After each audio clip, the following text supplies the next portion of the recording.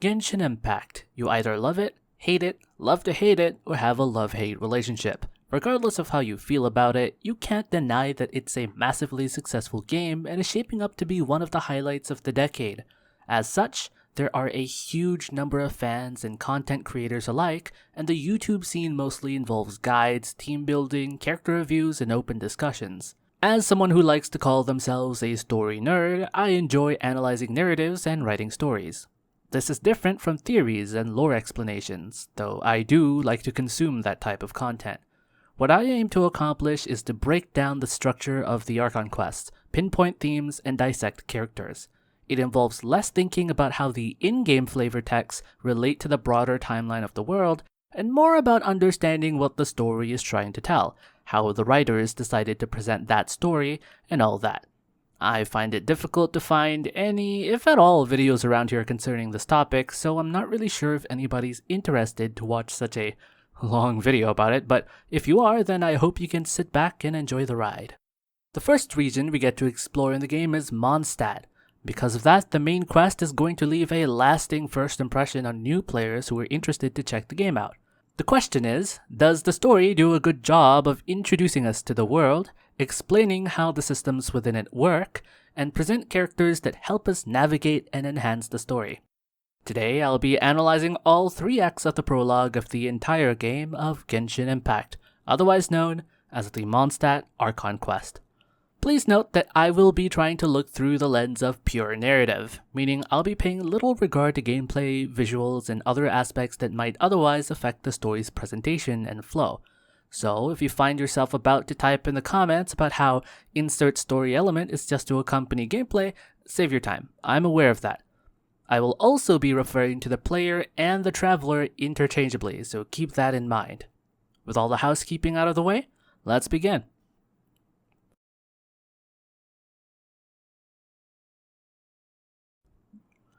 We open the game with a narration that explains that we, the player, are one of 2 siblings who are world hoppers, but when we wanted to leave the world of Teyvat, we were stopped by an unknown being who called themselves the Sustainer of Heavenly Principles. We got attacked, and after a skirmish, our sibling was captured. We try to get them back, but get swiftly defeated and knocked out. To make matters worse, some kind of seal was cast upon us, so we aren't able to use magical powers anymore, including what seemed to be flight. We don't remember how long ago this event was, but we assume that it must have been at least a few years. This would imply that we've been knocked out for years and only just woke up, or we have some kind of chronic amnesia, or straight up dyschronometria. Whatever it is, it's not explained yet. We then meet the person we're recounting our past to, this cute little munchkin character who refers to herself in third person as Paimon. We don't actually know what she is yet either. We had fished her out of a lake 2 months ago and have been traveling together ever since, with her being our guide. As to why we're only now telling her our story, okay, the timeline is a little strange 5 minutes into the game. Other than that, so far so good. We've established our main character, Ether or Lumine, depending on whichever sibling you chose, it doesn't really matter, and their status quo as world hoppers. Our inciting incident occurs, separating us from our sibling. Now it is our goal to find out who that unknown god was and to find our missing sibling. I didn't tell you, we refer to the Sustainer of Heavenly Principles as a god now. Is there a reason for this? Are we familiar enough with the world of Teyvat that we can assume they were a god? Was it a guess? I mean, it could have been anyone for all we know. Could have been from another world like we are. Sounds a bit of a stretch to say that, but I guess they're the unknown god now. Paimon is introduced as a traveling guide in the story, but for the most part we know she'll be mechanically our video game guide, someone who can tell us how the world works as we're not from here. It's a classic narrative device used not just in video games, but in stories in general, whenever we enter a new area or world and need a character to exposit information and show us around. Oh boy, I sure hope she doesn't turn into a ventriloquist. Paimon leads us to a statue of the 7.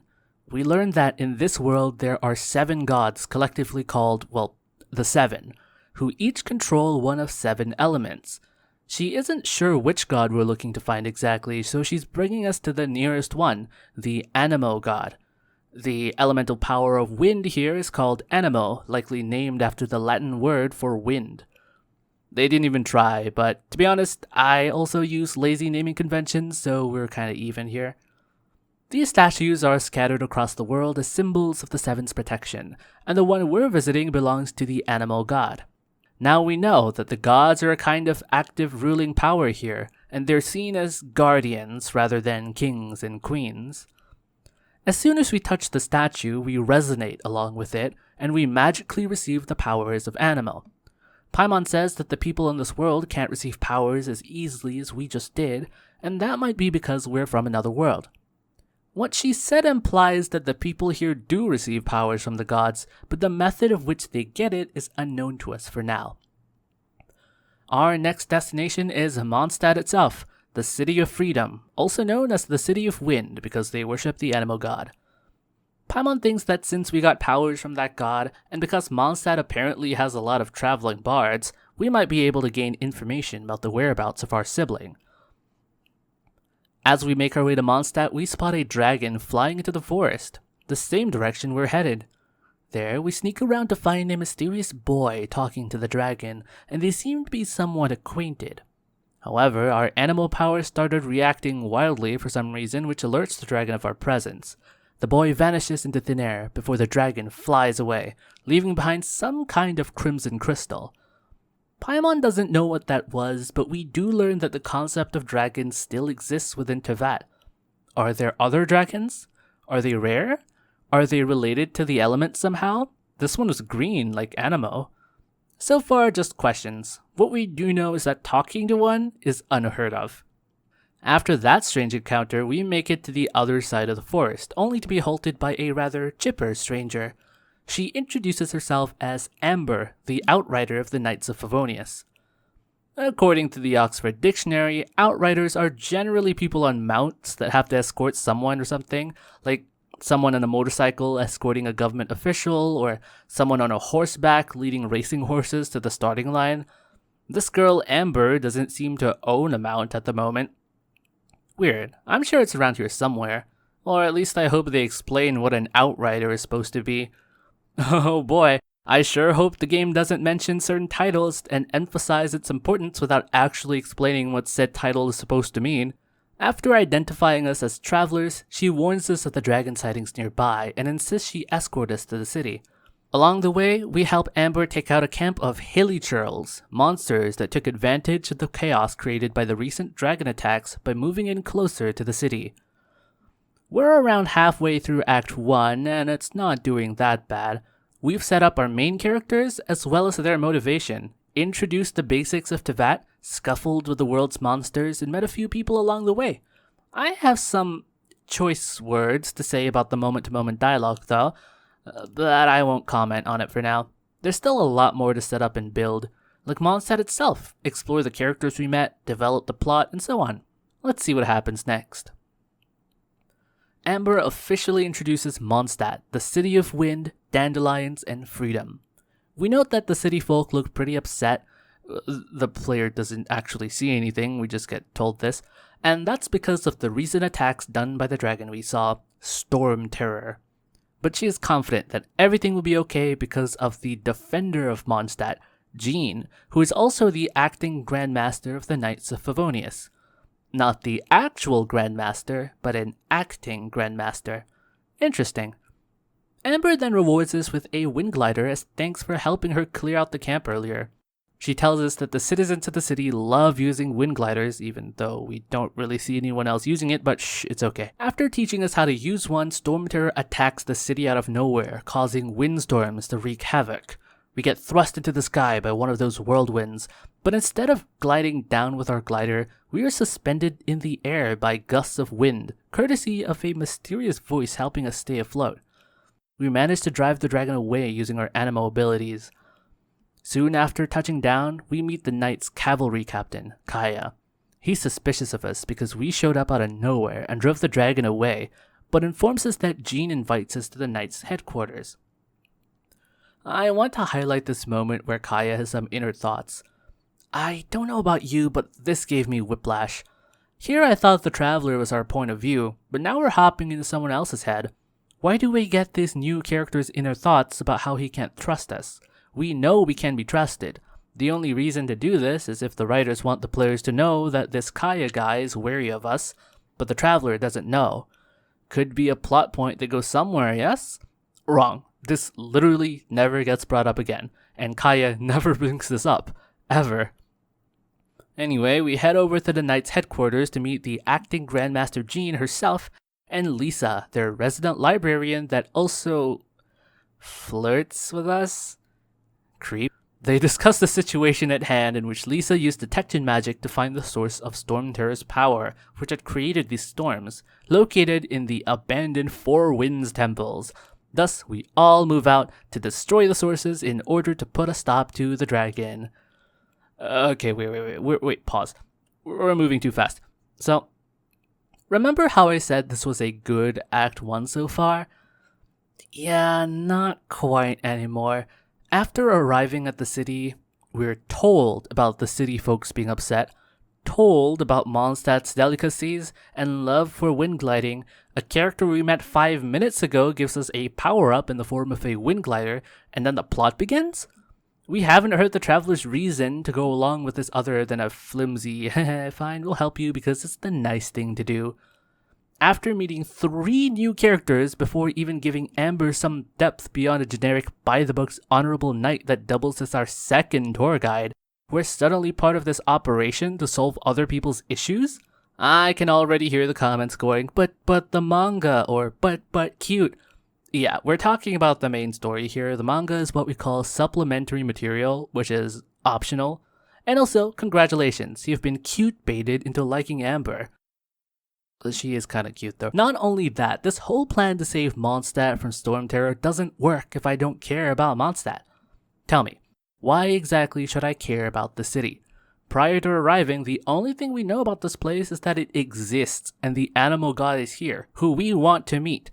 Upon arrival, we talk to a local, she gives us a glider, and we fight a dragon, not because we were shown we wanted to help, but because we literally got flung into the sky. That's it. There is no emotional core. I never got to empathize with the plight of the people here. How are they faring during these attacks? How did it affect their lives? I never got to hear Amber's perspective and why she cares to fight for her city. We don't get a reason, direct or indirect, as to why the Traveler would play along with being part of the Knight's operations now. Again, Jean invited us to the headquarters to thank us and recruit our help to deal with the threat. Oh, okay, wait, that's not right. Jean actually asks us if you want to help or not, clearly giving us an option to not get roped into this. If we choose to not help them, Paimon says, frick you, that's mean and we should help. Zero response from the Traveler, and we continue the plot. Seriously, what? Even if you ignore that, you could say this is the game characterizing our main character as someone who wants to help people regardless of whether they know them or not, because we're good-natured and are willing to get sidetracked from finding our sibling a bit to aid a nation in trouble. And you've got a fairly decent argument, so let's just call it at that. However, being thrust into the thick of the plot before fleshing out at least a little bit of the characters we meet, let alone the city we're eventually going to save, isn't my kind of storytelling preference. You might be saying, well, at the end of the day, it's necessary. It's a video game, and we don't have a lot of time to flesh some things out. No, you're wrong. There are absolutely better ways to handle this introduction. In fact, there are later quests that pull this off. Do I give the writers a pass because it's the first ever act of the first ever quest? Do I say screw it, let it go because they can absolutely salvage this? I don't know. Maybe they do give them better depth later. Let's keep going to find out. We meet Amber, Kaya, and Lisa respectively at each of the 3 temples, where we clear out some monster camps and destroy the sources of power. In Amber's section, we learned that Storm Terror used to be one of the 4 winds. With Lisa, we learned that the 4 winds are as follows: Dragon of the East, Wolf of the North, Lion of the West, and Falcon of the South. Storm Terror, previously known as Dvalin, was the Dragon of the East. Okay, that's awesome. That's awesome. We don't even know what the heck a 4 winds is even supposed to be. All we know is that the 4 temples used to be visited by the citizens of Mondstadt a long time ago, but not anymore. From that, we can guess that they must have been some kind of protector deities. The game never explicitly tells us who they're supposed to be, just what they are. Because of that, I never really felt invested in this plotline because I couldn't understand the importance of these temples. Saying that they used to be important but now abandoned is an interesting starting point, but the refusal to elaborate kinda irks me. Now, yes, I know, Lisa did say that they're some kind of protectors, but that's already something easy to figure out by putting context clues together. What kind of protectors were the 4 winds? What did they protect against? Are they all sentient animals? Well, I guess we'll find out at some point. Finally, in Kaya's section, after we cleared out the temple, we leave. Kaya thinks about who could have possibly orchestrated these infestations behind the scenes, and it is revealed to be an Abyss Mage, which, much like the Hilichurls, are also an enemy you can find in the game. Suddenly, a man wielding fire and a greatsword dashes in and beats the living crap out of the mage before stating to Kaya that the knights are inefficient as always. Kaya seems surprised, saying that this person's involvement in the operation makes this so much more interesting. This was a nice way of building intrigue with the plot by adding a mysterious new character to the mix, but also to flesh out Kaya more by having him have relations to this new character, promising more to come. The comment about the knights being inefficient offers a new perspective, seeing as we're led to believe that the knights are the good guys and are super cool. This could either be A, the truth, or B, an opinion shaped by past events, depending on how they frame this new character. And thus, Act 1 of the Mondstadt quest comes to a close. Let's get this out of the way. What happened to the story? It started off decently well, and for some reason the second half decided, hey, what the heck are we doing writing a story? This is a video game, go do video game things. The way the game shoves its characters to the side to focus on the plot was shocking, and the fact that we're trying to world build through heavy exposition is questionable. What do I mean by heavy exposition? I mean, did you realize yet? Everything that we learned about the 4 winds and Dvalin and the temples didn't come from finding clues or looking around the temples itself, which are, supposed to be all about the 4 winds in the first place. They all came from standing around and talking to the characters who just tell us. The fact that we're exploring temples closely related to the 4 winds, but learning nothing until an NPC tells us about the history is mind-boggling. Now, of course, from a pure practical standpoint, making unique game assets for every lore-related domain is not that efficient. But the fact is, the game is making it a point that they're not trying to craft a narratively smooth experience, rather dumping as much lore as possible, cramming in as many characters as they can without regard to story significance to hopefully make the players want to roll for them, and refusing to let us form a connection with the very city we're risking our life to save. It could be that they're saving the characters' full depth and shine for their character quests, in which the focus of the main story is to purely tell the story, where the characters all just have a role to play. What I mean by that is that in the quest, you'd have pure plot, while the character work is left for the character quest to heavy lift. The issue with that is my investment in the story doesn't come from the characters, but the moment-to-moment story beats and lore. Without emotional cores, there is nothing I can feel when anything happens to these characters, because I feel so disconnected from them. Worse yet, if the moment-to-moment story beats get boring, too convoluted, or simply stop making sense, I lose interest completely, with no strong connections to any character to back me up.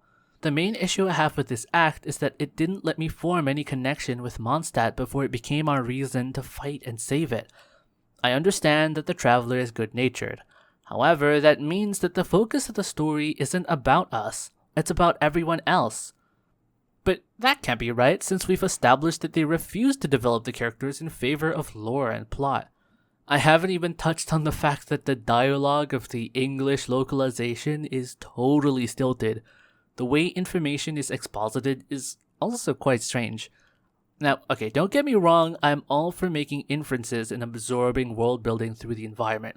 I appreciate stories that don't do the anime method of spoon-feeding literally everything to the audience so that nuance is completely thrown out the window, which ends up fostering viewers who watch shows like Arcane and can't understand anything because they are incapable of absorbing information unless it's being directly shown or spoken.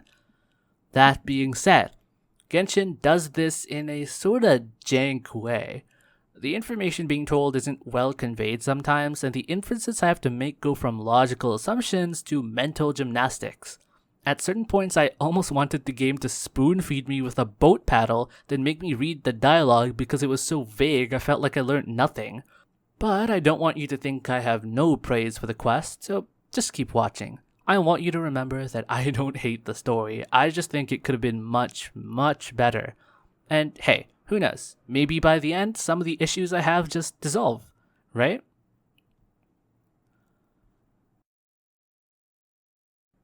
The act begins after we return from the temples.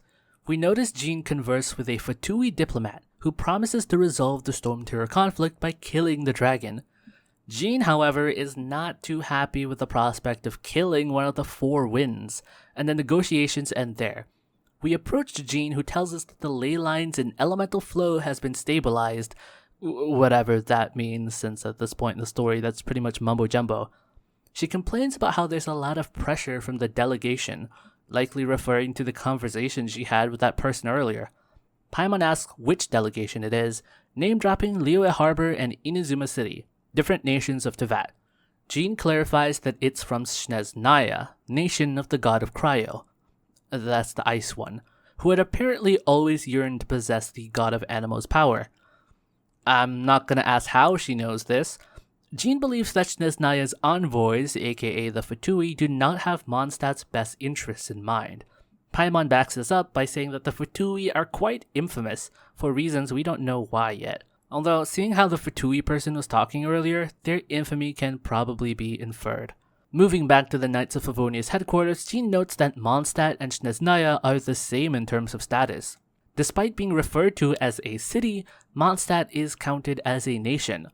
Lastly, we learn that the Fatui are the most aggressive diplomats in Teyvat. So, we've gotten more world building. We get name drops of other region locations and even meet a foreigner in the form of a Snezhnayan diplomat. This is good because we really want to flesh out the world and give it a tangible sense that people come from different places, and that those places even exist at all. And it reminds us that this world continues to live even if the main character is not within the immediate vicinity. However, I think the way in which the diplomat delivers their words is a little too cartoonishly evil. Yes, I know they're supposed to be the, shady people from a foreign country, they're about to commit nefarious deeds but in secret. But at least in the English localization, it felt a little too overtly smarmy. But that's pretty much a nitpick. Moving on. Inside the headquarters, we show Lisa the mysterious crimson crystal we got from earlier in the forest. And she has no idea what it is. However, she determines that the impurities in the crystal react negatively to the elemental energy within visions. She's perplexed about how we are able to carry it around despite having a vision. It's because we lied about having one, but ends up handing it back to us for safeguarding since we're the only ones who can carry it around without being hurt. Lisa decides to continue researching it in the library. Jean then asks us for a favor, to accept the title of Honorary Knight and to aid them in further investigation. We agree and leave the headquarters. Right, so we get some mumbo-jumbo lingo that has yet to prove why it's important to follow, then Lisa exits the story. I'm not kidding, she's gone. She doesn't come back in the quest, they literally forgot about her. Also, what even is an honorary knight? I don't recall ever being told what that entails, but at this point in the story, we just graciously accept this title without ever learning what it means, but hey, people seem to treat us like a celebrity, so that's cool. Also, what the heck is a vision? I don't recall the story actually telling us, but from inference it seems to be the source of everyone's magic powers. I'm not liking how many inferences I have to make since they don't really pay attention to it. It's treated as a passing mention, you know?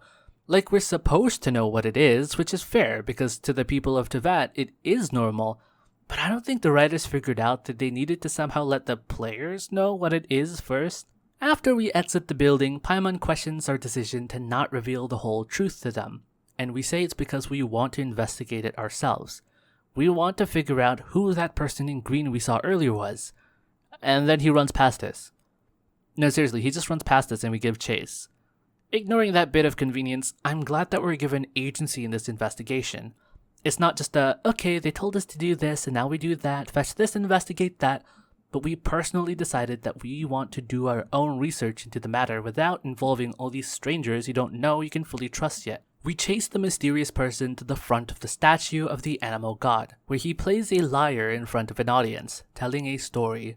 To summarize, it tells the tale of a dragon that descended from the heavens and wanted to be friends, but humans are nasty sometimes, and it made him really sad and confused. Then a windborn bard plays him cool music in the holy lyre, and it was epic. But then, oh no, the four winds broke apart, and an evil dragon attacked the city. A war broke out, but then our good dragon got the evil dragon's venomous blood on him, and it corrupted him, so he went to sleep for a long time. After he woke up, now people hate him, and he doesn't get why, but apparently the bard isn't there to suit him anymore, so now he's really eggy. Honestly, this was a really good way of providing exposition. Rather than sitting around staring at a character model in a text box, we get a nice cinematic, narrated through poem, telling the tale of a long past. We get some backstory regarding our dragon enemy, but turns out he might not be totally evil and that he was corrupted by a more sinister force. Now begs the question, who is this bard, and why does he know this? After the performance, he recognizes us as the ones who scared Dvalin away earlier. We question him as to why he seems to be calling what most people call Storm Terror its real name, Dvalin. He says it's because the two of them are very close, but we don't really buy it since it sounds so absurd. He then introduces himself as Venti, 3-time winner of the most popular bard in Mondstadt. We show him the crystal we picked up in the forest, but to our surprise, it's been purified. Venti reveals that these crystals are actually Dvalin's crystallized tears and hands us another one. After successfully purifying it, he marvels at the traveler's wonderful ability. However, he then laments that even if Dvalin wasn't taken down by an external force, he would still burn himself away due to his own anger. We feel sorry and offer our help, but it turns out Venti has other plans. Seeing those crystals had reminded him of a dear friend, and he ran off to what he calls the symbol of Mondstadt's hero. The traveler wants to keep an eye on him, partly because his voice seemed familiar for some reason. So, we finally get development about the crystals. Venti is a mysterious, cheeky character, and including his poem, he seems to know more than he lets on. Now we have more of a lead to investigate in this Storm Terror affair. Paimon knows where the symbol of Mondstadt's hero is and points us to a giant tree in Windrise. I mean, thanks for the help, Paimon, but I kinda wanted to find that myself. Anyway, we find Venti there and question him about the animal god. He reveals that unlike the god of Geo, that's the earth one, or Electro, that's the electric one, the animal god had disappeared a long time ago. Venti explains that the only reason why conflict escalated to this point was due to both sides resorting to the use of force. He also reveals that Dvalin's hate didn't come from the people not making tributes to the Four Winds or his own nature, but due to the poisonous blood that flows in his heart as a result of the battle from all those years ago. Because of the constant torture this blood brought him, he was easily led astray by the Abyss mages, like the one we saw at the temple with Kaya. Venti explains that they are part of an organization called the Abyss Order. Composed of non-humans, they hold deep hatred against humanity for reasons we do not know. We don't know where they came from, but we do know that many Hilichurls take orders from them. Venti then reveals that he accidentally got poisoned earlier from when we interrupted his meeting with Dvalin, but being with the traveler underneath the place where Mondstadt rose felt like a purifying breeze, and it actually healed him. Alright, pause. That's a lot to process. So, we get confirmation that there was more to Storm Terror, or Dvalin, than we thought. Not only was this a result of corruption, his rampages around the city were planned by a more sinister force, the Abyss Order. Now that we know that the random monsters we come across in the world are actually controlled under the same banner, there is a greater sense of danger being posed. The existence of this order turns the story from having random monsters, because of course there'll be monsters in RPGs, into, oh, this could be a story thing. And I like that.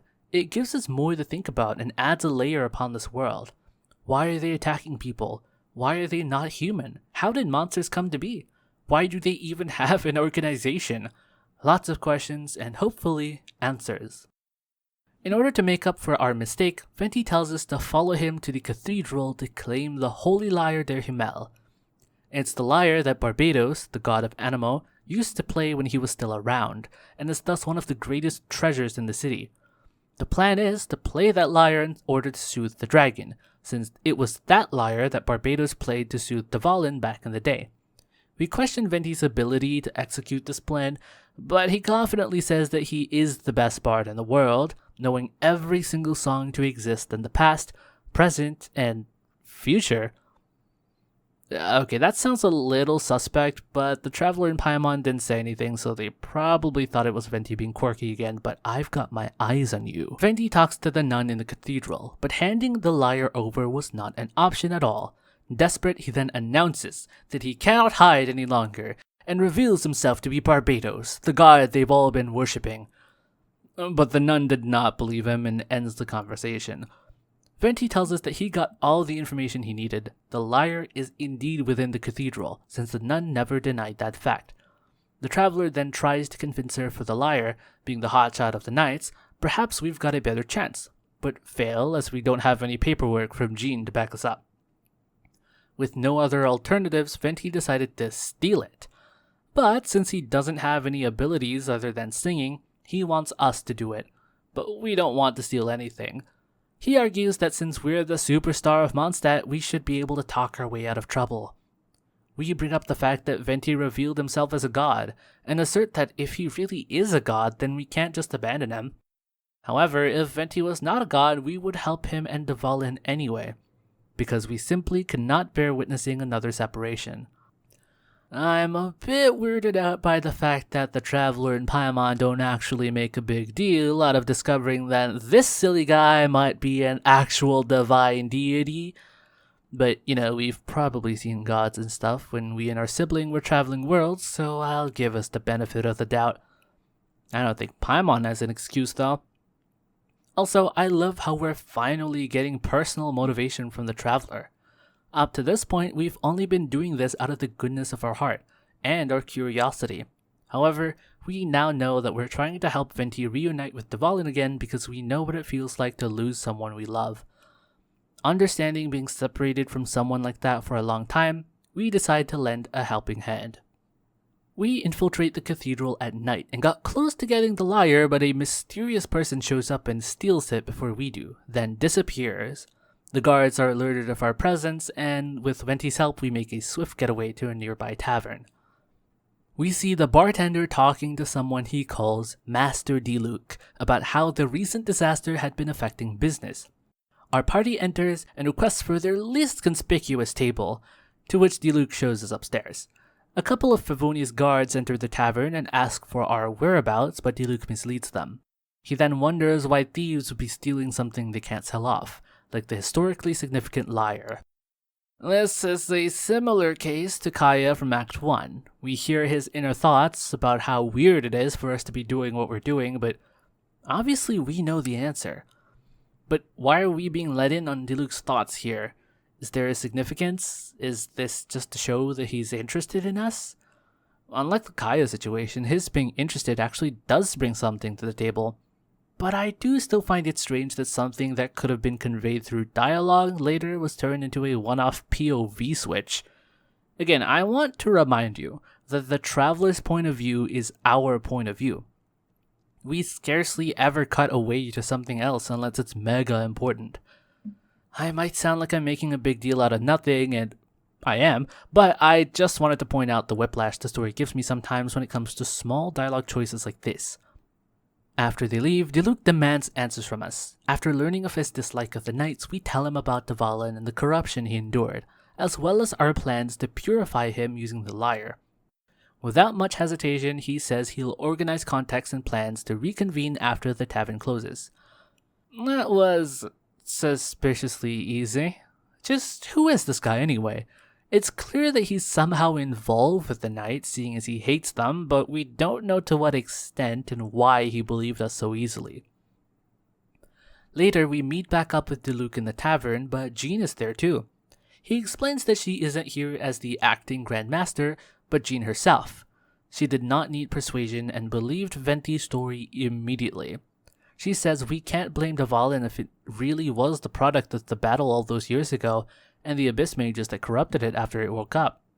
However, this matter cannot be announced publicly due to the diplomatic pressure to resolve this quickly using force. Diluc is surprised that Jean would jump on this so quickly, and she accidentally calls Diluc Sir, and he notes about how they don't get to work together often. When we ask about it, they awkwardly shift in silence.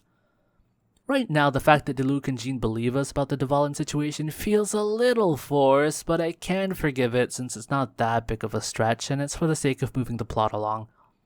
I appreciate that we're getting to see Jean as a concerned citizen rather than a responsible leader. Showing the side of her helps in characterizing her, although, well, the difference is hardly significant. It's also clear that these two have a history together, and considering she called him a superior, she might have worked under him in the past. Whatever it is, it shows that there's more to Diluc than a simple tavern owner. Jean notes how the conflict between Snezhnaya and Mondstadt is due to the conflict between the 7 nations and their respective gods. The Cryo God seems to be after the Animo God's power, and since the Knights are trying to tackle Dvalin in a peaceful way, the Fatui's only other choice is to steal the Holy Lyre to tamper with the Animo God's power. Diluc, through coercing some Fatui, determined that the lyre was not being held somewhere in the city. With that, we leave the city to find the lyre. Venti says that Jean's idea of the Abyss trying to take Dvalin's power was not accurate. He posits that they intend to use Barbados' connection to the wind to draw it out. Whatever that means, I guess. Diluc questions as to why Barbados is relevant here when he hasn't been seen in 1,000 years, but Venti couldn't answer. Get it? Cause he's Barbados? Yeah. We don a disguise and enter a Fatui hideout.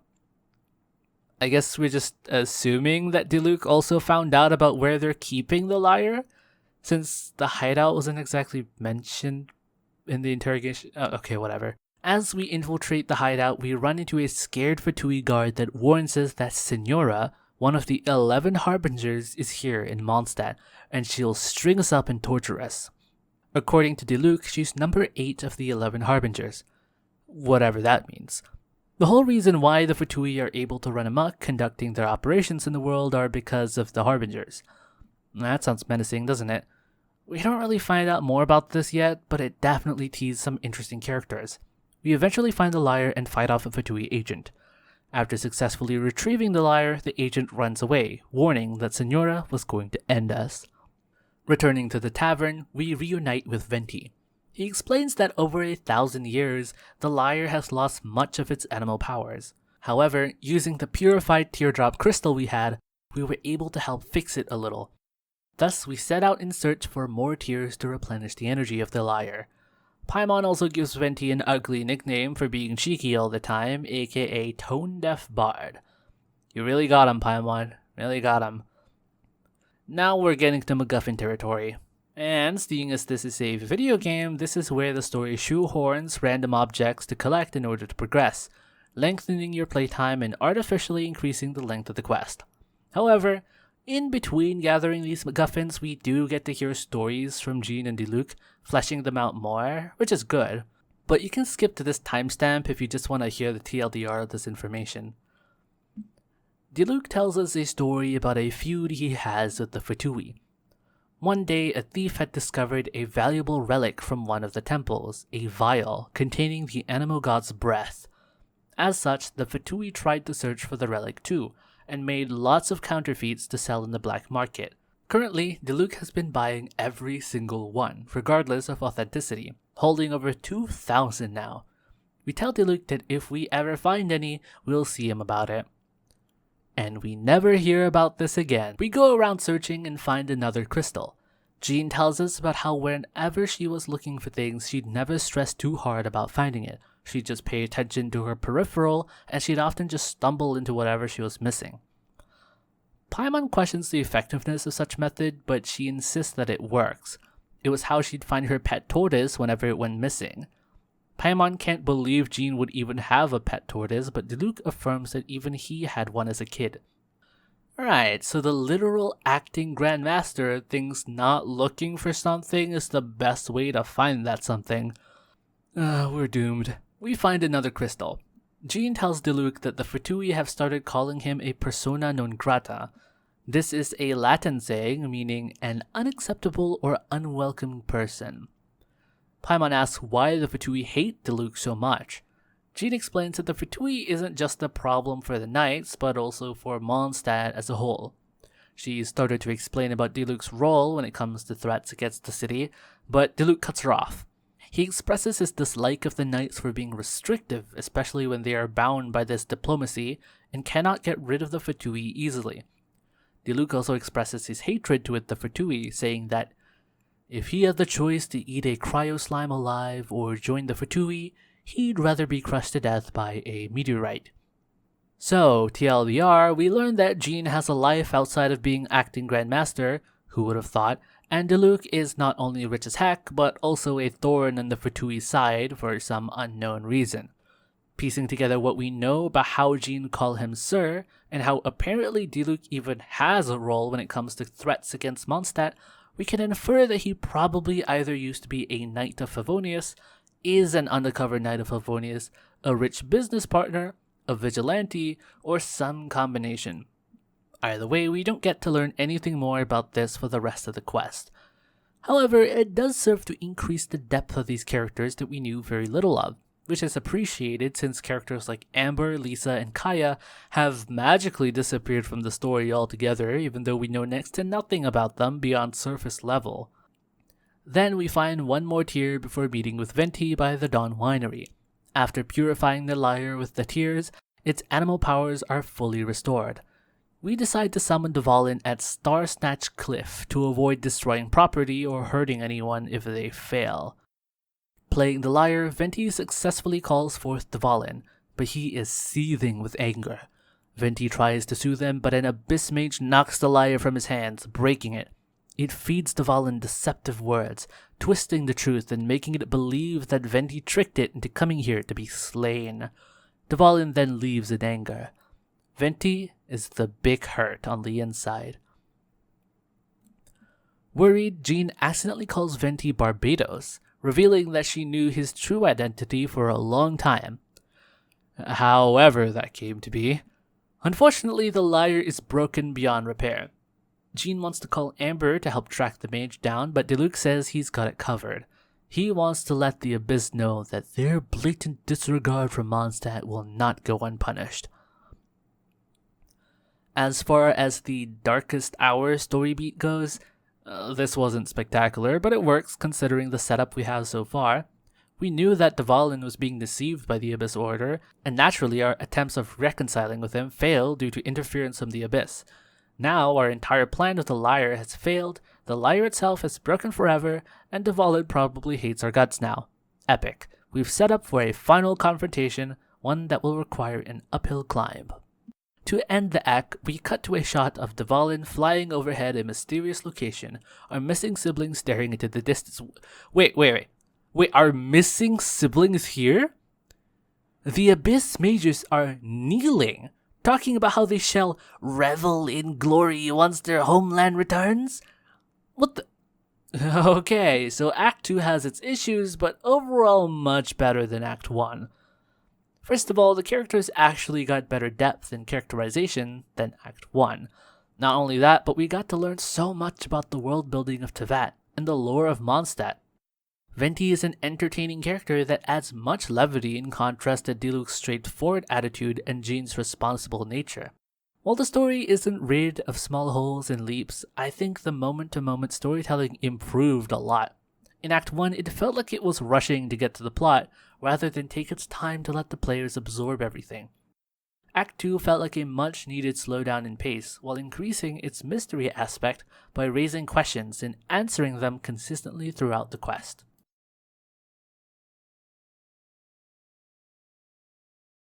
After some time, the gang meet at the winery to discuss Diluc's new intel. He says that the Abyss is hard to track down even in underground networks, but they have traced some activity to the nearby winery.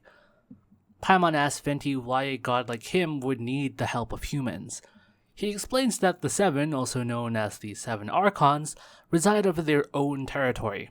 However, Barbados did not like the idea of ruling Mondstadt, and he doubted the people of Mondstadt would like it either. So he set to establish a city of freedom, without rule, and left the governing to the knights. Paimon wonders if it's freedom or laziness on this part. Venti digresses and explains that because he hasn't been in Mondstadt for a long time, he is the weakest of the 7. I think this is a wonderful way of power scaling without making it overt, as this is the first region in the entire game and the first introduction to the Vat in the story. Things need to begin at a smaller scale. That way, as the story progresses, the writers can introduce more and more powerful foes and obstacles, and elevate the conflict larger and larger. This is a golden rule in storytelling, and the fact that Venti confirms that despite being a god, he's at the bottom of the wine barrel. Whatever displays of power we see him perform, however sparse that may be, can be roughly indicative of a baseline power that other Archons are guaranteed to beat. Even putting power scaling aside, Venti being absent from his own nation because he wants the city to exercise freedom is totally in character and reinforces the themes of the story. Paimon also brings up an interesting question. What is the line between freedom and laziness? Yes, Venti is an absentee god because he doesn't want to control people, but at the same time, this gives him the perfect excuse to goof around and get drunk. Although the quest doesn't expand on this idea, I hope that we get to explore this theme in the future. After defeating the nearby mage, Venti notices a certain energy coming off of the assailants. He tells us about Stormterror's lair, a ruin where Dvalin took shelter in after waking from his slumber. Venti says that just like the storm barriers that previously cut off Mondstadt from the rest of the world, there's a storm barrier surrounding the lair. However, this energy allowed Venti to understand how the barrier was constructed and was able to take it down. Huh? What? Did I mention something? Oh, yeah, right. So Venti dropped some crazy Mondstadt lore in passing and just moved on like nothing happened. So, Mondstadt used to be surrounded by an impenetrable storm barrier that cut off outside contact? That's huge. That's interesting. Why didn't you say it like it's common knowledge? Is it common knowledge? Why isn't the Traveler reacting? If Diluc and Jean know this, why aren't we surprised? Was this not a big deal? Is that why you just casually mentioned it and never touched on it again? Hello? Answers? I need answers? Diluc's prepared to confront Dvalin, but is worried that Jean isn't since she was the biggest advocator. I left that in the script. Since Jean was the biggest advocator against hurting the dragon. However, she says that it is her responsibility to alter her choice of actions if they really have to kill Dvalin. Venti says that isn't needed, as their trump card is the Traveler's purification abilities. Hoo-wee, I do love me some protagonist BS. Why make this difficult for the characters? Needing to choose between protecting the city by killing one of its own protectors, or die trying to find a way to resolve the conflict peacefully. Nah, this is a PG story, okay? None of that dark stuff. Oh boy, I sure hope the writing delves into darker narratives in the future quest without backtracking on the consequences. That would be wild. Suddenly, hilichurls. Jean is shocked that there is a hilichurl camp nearby, seeing as there were never camps around the area. It is revealed that hilichurls did not go near places with high elemental energies, as it puts a strain on their bodies, but the Abyss must have commanded them to spread their forces to halt our plans. As we make our way up the tower, Paimon confidently believes that Diluc would be able to clear the way because he's beaten Abyss mages before. However, he warns us, saying there is more to the Abyss than just some mages. Well, that's exciting. The mages are cool and all, but they're kinda cute looking and have chipmunk voices, so if there's anything more menacing in this evil organization, I'm hella down. Near the top of the tower, we are met with ancient seals that block our path. Venti explains that these ruins used to be an old city, and that Mondstadt used to have a ruler that was a tyrant. So, if the city was isolated due to a storm barrier, and that they used to have a tyrannical ruler, we can try to put two and two together and assume that this tyrant person was responsible for whatever funky stuff happened in Old Mondstadt. We find more puzzles to be solved around the lair, and Paimon gets annoyed. She wonders why Dvalin would choose such a tricky place to call home if he'd have to solve puzzles all the time, and if he'd get annoyed by it. Venti explains that he doesn't walk in, he flies in. Paimon begrudgingly agrees. Ho ho, real funny you think you are, writers, huh?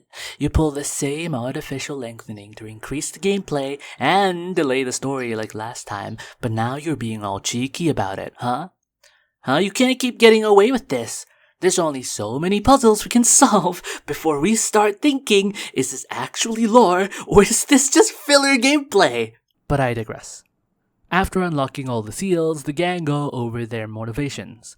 For Jean, it was responsibility. With the pressure from the Fatui to resort to violence, and as acting Grand Master, it was her duty to find the best possible alternative to ensure that one of the four winds was protected and freed from the clutches of the abyss. For Diluc, it was trust, since we trusted him with our secret. Yeah, that's it. And for Venti, it was freedom. He explains that just like Mondstadt is a romantic city without a king to enjoy the most freedom of the 7 nations, so too will Dvalin be free. Nobody should have deceived him by telling him that Mondstadt had betrayed him, and nobody should have told him that it was his eternal duty to protect the city. He has his own right and freedom to choose how he wants to live. I am glad that we took the time to have this moment right before our final battle. It was a much needed affirmation and recap as to our journey that brought us here in the first place. Venti then says he'll channel Animo energy for us again, revealing that he was the one keeping us afloat in the air when Dvalin first attacked the city, and why the traveler felt like Venti's voice was familiar after talking to him for the first time. This was a very minor mystery that was brought up like once ever, but I'm really happy that we got an answer anyway. It's the little things sometimes. It's time to confront Dvalin. Venti notices blood clots formed by the poison that coagulated on his wounds, and the Abyss Order must have cursed them. We fight Dvalin atop the lair, and eventually, the building crumbles, and we fall. The dragon swoops in and catches us from falling, and begins soaring through the sky. Venti reminisces how long it's been since they flew together. Dvalin asks him why he didn't ask him to catch them when they were falling. Venti explains that him not wanting to listen to the Abyss doesn't mean Dvalin has to listen to Venti. After all, what is freedom when demanded of you by a god? He believes that Dvalin should have the freedom to choose. He then blesses Dvalin with some of his power, and the threat is finally over. Through Venti trusting Dvalin to catch us of his own volition, the theme of freedom wrapped back around to conclude the confrontation. Yes, if he was still under the effects of the corruption, he probably would have let us fall to our deaths. But because of Venti's unwavering trust in his friend, and because of its dramatic timing, I like the way it resolves. It's not anything too special, but for what we've set up before, this is as good as it can get. Jean clarified the misunderstanding to the people of the city, and one day later, we meet up with Amber outside the city. She congratulates us and wishes she could get an opportunity to do something like that too. She tells us that she's out here dealing with the aftermath of an incident. Apparently, while Jean was away, Hilichurls made a coordinated attack on the city. However, thanks to Amber noticing that they were camping closer to the city, which is what we saw when we first arrived, they were prepared enough to deal with the threat. We surmise that the only reason Hilichurls were able to do this despite their limited intelligence was because of the Abyss Order. This was another case of resolving minor mysteries. Early on in Act 1, we were posed with the question of, why are the Hilichurls camping unusually close to the city? And at the end of Act 3, we get our answer. However, the Hilichurl threat wasn't really a major talking point at all throughout the quest. In fact, just like the whole mysterious voice is actually Venti shebang, this plot thread was brought up literally that one time and never again. So while I'm glad to see that the writers didn't forget, these mysteries are hardly satisfying or at all important to the Storm Terror plot we were doing. Amber resolves to keep an eye on the Abyss from now on. She remembered that she wanted to take us to eat sticky honey roast before Storm Terror attacked, so she plans on meeting us at the Good Hunter restaurant after she's done with work. We chat to some people around the city on our way there. The first is Cyrus of the Adventurers Guild, who is in the middle of rallying to take on Storm Terror, but we tell him it's over and he missed Jean's speech. We then meet Nimrod, who tells us about how difficult it was since trade routes closed ever since the incident. And lastly, a nun, Grace, who, after discovering that Storm Terror was actually one of the four winds, Dvalin, was glad that their relationship didn't sour past the point of no return and was grateful about it. See, this is the kind of stuff I wanted to see in Act 1. Talking to various NPCs around the city to get their thoughts about the situation. We learned of the Adventurers Guild and trading, which are entities and services that exist in Teyvat, which prior to this have never really been mentioned, if not in passing. Although just short conversations, we do get to learn a bit more about the world building through characters that aren't part of the main cast. Especially in a game this huge, being able to do this really helps immerse yourself and believe that this world is lived in. We run into Kaya at the restaurant. He wanted a quiet place to think about the Abyss Order. During the attack, while the knights were all fighting outside, it left the inside unguarded, except for Kaya, who intercepted some enemies. He managed to extract some information from them. When asked how, he said it was due to his linguistic skills. That's suspicious.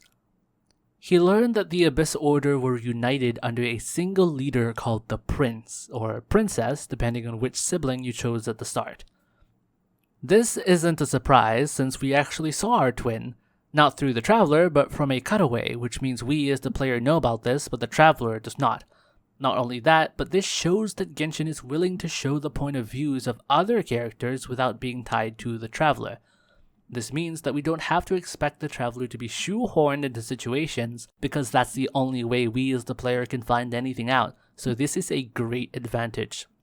Some stories are so stubborn to leave the point of view of their main character that it actually hurts the story because everything has to be exposited and shown to this one person, and when you want to tell a large-scale story involving many characters, breaking away from them if not for a scene or two can greatly improve the storytelling. That being said, the implications that this plot thread introduces is very wild. Our missing sibling is the leader of the evil, non-human organization that attacks human civilization? That's a can of worms. So many questions, but something tells me that we won't get answers for a long time. I do like the idea of this though. Our sibling turned from being helplessly fridged, solely existing just so the Traveler can have a motivation, to being an actual active character behind the scenes, leading an antagonistic group that we've been fighting against, which only means we're on a crash course to meeting each other again, but not in the same terms as when we got separated. This is gonna throw a massive wrench in our main character's goal, because if we want to save our sibling, but they don't want to be saved, how will we react? I'm really curious to see how the story handles this moving forward. Suddenly, Amber approaches, and Kaya leaves quickly, as she was upset about his absence during the battle. We order a sticky honey roast and chat with Amber about our next move. We decide to leave Mondstadt to the other nations to keep looking for clues about our sibling. She tells us that Jean was waiting for us at the cathedral about the lyre, so we head there.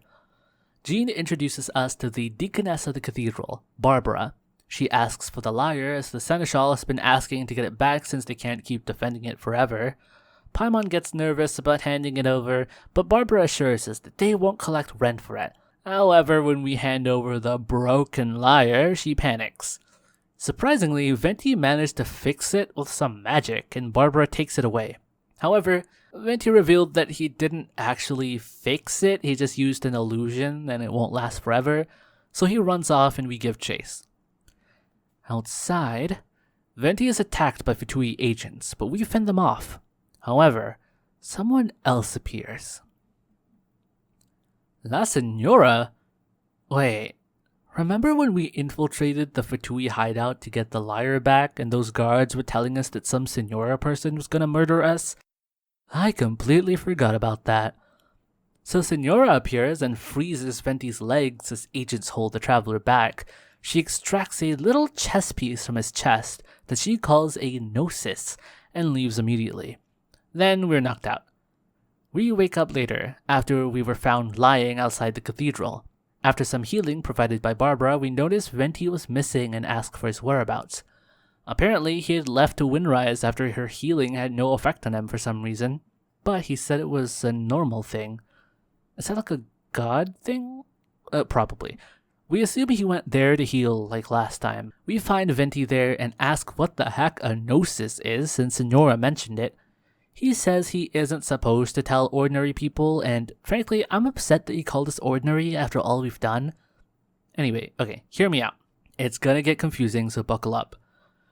According to Venti, visions are external magical foci that only a small minority of people possess that allows them to channel elemental power. Every vision holder can attain godhood and ascend to Celestia. These people are called Elegenes. Only Archons know about this, and they don't need visions to use their power since each Archon has an internal magical focus that resonates directly with Celestia itself, called Gnosis. Venti reveals that the vision on his hip is a fake. Got that? Right, mumbo-jumbo lingo. Let me break this down in layman's terms. Visions, which, by the way, were not explained in the quest before this, they're supposed to be like the little trinket that you see in some characters, and that's where they get their powers from. The different colors and symbols denote different elements. This is common knowledge. However, Archons, aka the Seven Gods, don't need a vision to use their powers since they channel it directly from Celestia. Celestia is probably what they call like heaven in this world, because Venti doesn't actually tell you what it means, so I don't know, could be wrong. Everyone who owns visions are called Allogenes, and can apparently attain godhood through some unknown criteria. Kinda like Buddhism, I guess. This is something only Archons know.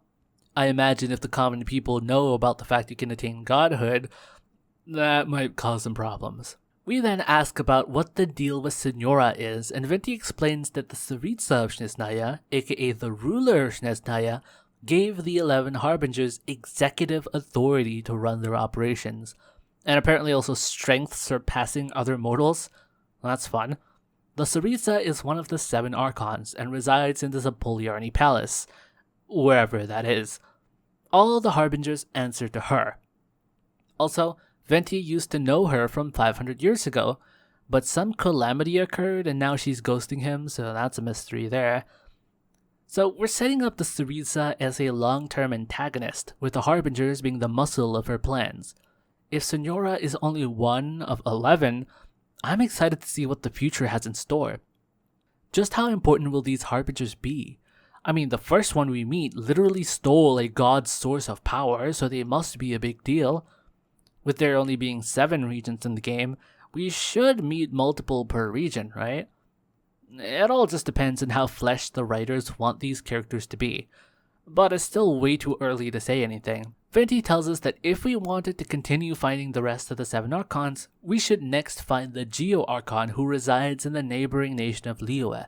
This god, unlike him, personally administrates his region. Once every year, during the Rite of Descension, he comes down and basically gives a bunch of divine predictions that will tell everyone what to expect throughout the year, because he's wise and all that. However, it's about to start soon, so we have to hurry to Liyue. Before we leave, Venti basically tells us that the true treasure is the friends we make along the way. I'm paraphrasing here, but he emphasizes the importance of experiencing the journey rather than rush to the end. In a game with a projected life expectancy of 10 years? Yeah, those are the game devs talking right there. Now, the game lets you choose whether you'd like to hear extra bits of lore or just leave and end the quest, but obviously we're going to be diving into everything this quest has to offer, so here it is. Warning, it's a lore dump. Skip to here if you don't want to slog through it. Dvalin remembered his duty as one of the 4 winds in the end, but Venti hopes he can freely choose what he wants to do in the future and understand what freedom means without forcibly pushing his ideals onto him. Before he became an Archon, Venti was taught freedom in this way by a friend. Who is this friend? And before he became an Archon? Oh boy, what kind of backstory is this man hiding? Kaya's intel in the Abyss is interesting, as Venti had never heard of a prince or princess in the Order, so it must have been a recent development. But why would someone like that even appear in the first place? And why did they want to turn Dvalin into a weapon of war? Okay, this is taking a while, so let's speed it up. Senora is a Fatui, but she left after stealing the Gnosis because she didn't want witnesses to see and sully their reputation in Mondstadt. Venti wishes that the 7 nations banded together against the Abyss, but despite having the largest military might in the world, the Fatui chose to steal the lyre, covet the power of a god, and use Dvalin as a bargaining chip against the knights. You wonder what the Cryo Archon is thinking of, again having not met her in 500 years. Venti explains that a Gnosis is a higher order nexus of elemental manipulation and is emblematic of an Archon's status as one of the 7. he invites us to become one of the 4 winds after we find our sibling, but we're not really into it. Paimon considers it if it involves free food. The end. Let's review all of what the story had to offer, shall we? I think it's pretty much safe to say that despite being a plot-driven story, the plot isn't presented to us very well. Despite what the dialogue skippers may think, Genshin does have a story it's trying to tell, and it's not a bad one either. The lore, or anything that doesn't touch the main quests in general, such as item flavor text, in-game books, character voice lines, and even in a handful of side quests, they have some really cool stuff in there. Sadly, the game has a habit of not portraying this rich lore and world very well in the main quest, a trend we're unfortunately going to keep getting for a couple more main quest lines. From my understanding, the general consensus is that the Mondstadt Archon Quest is either solid, with slight apprehension, just okay, and sometimes but very rarely downright bad. Where do I stand? Well, I obviously had my opinion about it before writing the script, but I really wanted to dive deep and give it a proper chance to show me what it's got to show. Which is funny, because it's more accurate to say I gave it a chance to tell me what it's got to tell. Get it? It's a show don't tell joke. Well, speaking of, that's a very prevalent issue in this quest. While there are a few select scenes that do a good job of visually presenting us the story, the quest is ultimately dragged down by too much info dump and a bad case of what I call A plus B equals B plus A syndrome, where you're just trying to hit the word count for an essay in school, so you repeat whatever sentence you just wrote in 3 different ways to bloat it to a point of morbid obesity. I'm looking at you, Paimon. You might as well be censored by the Chinese government with the amount of nasty hand-holding you do. But seeing as this is the prologue quest of the entire game, I can kinda forgive it for babying us, but let me tell you, it does not stop. That's me getting a bit ahead of myself. My theory is that when the game first came out, they allotted a massive budget for developing the lands of Mondstadt and Liyue, and as a result did not put in as much work into the Archon Quest. Remember, at that point, MiHoYo was known for developing Honkai Impact 3rd, which is pretty popular within gacha game communities, but obviously not a global sensation. Going into this new IP, they wanted to invest in it, but didn't want to risk too much by putting all of their eggs in one basket, since the concept of blending the amazing open world mechanics of Breath of the Wild with gacha game conventions, designs, and monetization hasn't really been done before.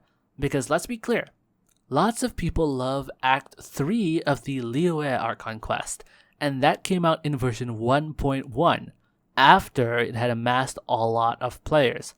No following quest or event quests really match the lows of base game quests anymore, so that's why I think this way about it. Sorry for going a little off topic there, but I thought it was an interesting point to contribute to the topic when discussing base game Archon quests. Now let's talk about the characters. In Act 1, the story was entirely plot-driven, but it was handled in a way that made me not care about the plot. Characters just keep appearing while I was still left wondering, hey, are we gonna do anything with that last character? Act 2 onwards definitely fixed the issue, with an asterisk. Characters like Venti, it's just Venti to be honest. The introduction of Venti really pieced the quest together for me. It felt like all the puzzle pieces just fit together. He became the emotional core of the story, and we switched from an action-packed mission to subdue a dragon that has been attacking the city to an emotional one about tragic misunderstandings, a lost friendship, and the strength of trust and communication. Diluc is by all means a side character in all this, and while he does tease some interesting story bits here and there, it's clear that in this quest the focus is not on him, therefore he does not take up the spotlight. Jean is the less interesting example, as there is much less intrigue surrounding her character, but the same concept applies. I'm just disappointed that Lisa, Kaya, and Ember were just sidelined. On one hand, narrowing down the cast is a wonderful idea, especially because this is the first quest in the game, and the writers definitely need room to scale upwards in later quests. But on the other hand, I hate how the characters we sidelined were all characters that we were introduced to at the very beginning of the quest. Amber, our upbeat guide who helped us reach Mondstadt, Kaya, the walking mystery box who was wary of us from their arrival, and Lisa, the creepy woman. the really smart lady that was helping to investigate Stormterror. These were all just pushed to story quests instead. I wasn't hoping for a deep dive into each of them, but at least give them a role to play. Diluc and Jean ended up being major players, Diluc being an informant and Jean being a leader. I wish we got to see little roles like that for the other three. Lisa could have been collaborating with Venti with the magical side of things. Kaya could have worked with Jean or Diluc for intel, especially considering that it's already been established that Diluc and Kaya have some kind of beef with each other. Amber could have been, I don't know, outriding or something. Seriously, we didn't get to learn what an outrider is. Overall, character work is a mixed bag. Nothing here is really stellar, but it's not all bottom of the barrel either. I'll just give it a pass. Alright, let's talk a little about structure. It was laid out as a very by-the-books narrative. We have an introduction through the beginning of our journey, an inciting incident in Mondstadt that flips our plans to find the Animal God, and the rising action takes our ragtag group of protagonists investigating the antagonist, recruiting allies along the way, which leads to a confrontation with Dvalin that ends horribly. Everything that might go wrong goes wrong. In the climax, we pick ourselves up and confront the antagonist again, this time with an added advantage, and we successfully thwart the threat. We go through some following actions by returning to Mondstadt and talking to the characters we left behind, and resolve the story by getting an info dump from Venti before being ushered into the next chapter. So on paper it sounds solid, in execution there's a lot left to be desired. I don't really mind it being a standard good guys versus bad guy, but plot twist bad guy is an actually bad guy, but we gotta stop him. It's alright and works for the prologue of the game. Sadly, seeing how much more interesting the story gets later, it's a bit of a shame that Mondstadt had to bite the bullet and be kind of forgettable. Next, let's talk about themes. Well, freedom. Dvalin shouldn't have been in control of the Abyss, that part is obvious, but also, he should be free from obligation too. Nobody should have forced him to be a protector. Or something, that's what the game tells you. That's not really what's being portrayed at all. While, yes, that as a team is sound, but the questline doesn't really call much attention to this. Since when did we ever focus on how being one of the four winds was a burden to Dvalin? We were so laser focused on the, oh no, evil Abyss Order is doing evil things to him. Then suddenly at the end we're just slapped with, well yes, the Abyss Order was wrong to force Dvalin to do their bidding, but we shouldn't have forced Dvalin to do our bidding too. Like, huh? Don't pretend the quest was deeper than it actually was. I swear, Genshin likes to do that sometimes. Finally, let's circle back to the beginning of the video.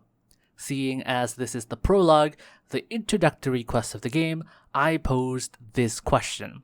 Does the story do a good job of introducing us to the world, explaining how the systems within it work, and present characters that help us navigate and enhance the story? As far as introducing the world and its systems, it told us that 7 nations exist, each representing a unique element, and that each is ruled over by a god. It gave some information about Mondstadt, like its epithets, its government, a local activity being wind gliding, local cuisine, namely sticky honey roast, its ancient 4 protector deities, and a little bit about its church and its god Barbados. We learned about Mondstadt's previous civilization in Stormterror's lair too, though in passing. We learned of the world's monsters being the Abyss Order and its leader. Other than that, we learned of another important organization, the Fatui and their harbingers. Finally, we were told about the gods and their source of power. Alright, in terms of actual knowledge, we did learn a lot. I still have my issues with the way it's presented, but I'll let that slide. Now, in terms of providing characters that help us navigate the world, well, there are in fact plenty of exposition dump characters like Jean, Lisa, and Amber.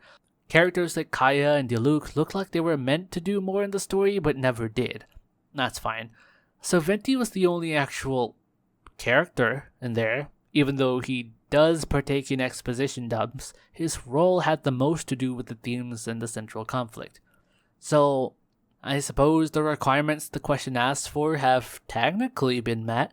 At the risk of sounding like a broken record, it really is the execution that dragged everything down.